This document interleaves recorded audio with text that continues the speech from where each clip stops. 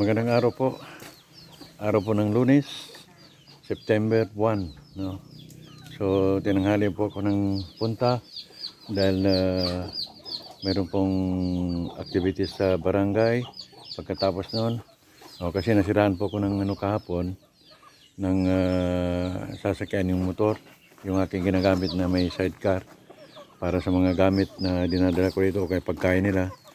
So, inaantay ko yung mekaniko, hindi naman dumating. So sinakyan ko na yung aking isang motor na Singer, no. Punta na ako dito sa may ating manukan. Yan po sila. Update po ngayon sa ating manukan. Ito yung Red Island. So yan po. Ito pag tinawag ko ang mga ito, pupunta po sila. Tingnan natin yung bagong pisa rito sa loob, no, na meron na pong 6 na kanyang napisa. So yan, no. Ito yung kahapon na bumaba na yung yung ito.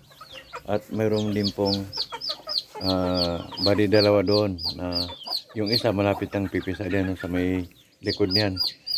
So ito yung manok natin na pag sabi nila mahal daw na klase, maganda daw ang klase ng manok na ito, itong itim, dahil gamot daw ito, sabi nila, no. Ewan ko kano bang pagkagamutan yan. So ito medyo tuyo na yung dito.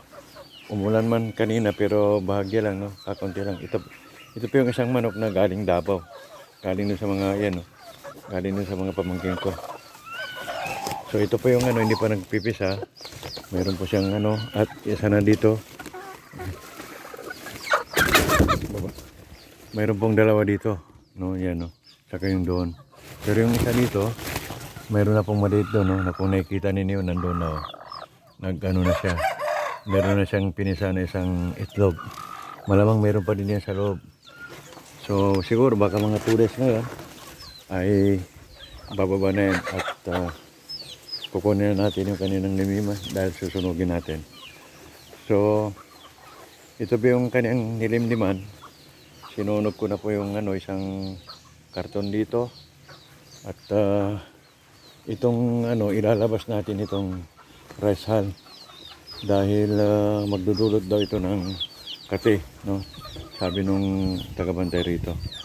So pagka mainit na yung araw at okay na yung bagong pisa dyan, ay at dadalhin ko yung aking panghukay, no. So ilalabas ko itong mga rice hull na to at susunugin ko dito sa labas, no. So ito, sunod-sunod yung mga ating manok kasi akala nila bibigyan ko sila ng pagkain. Tapos na, no.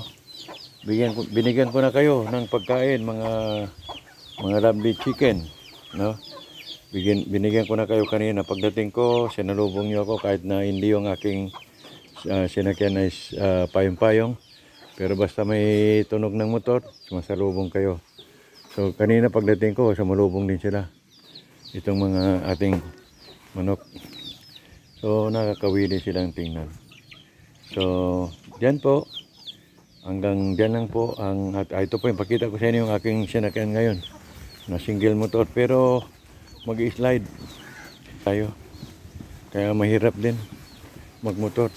Buti kung ang gulong natin ay yung malaking spike, pero ito wala siyang spike.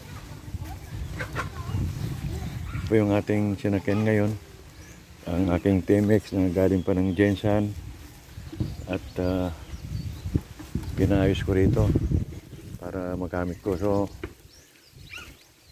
ito nagamit na rin, no?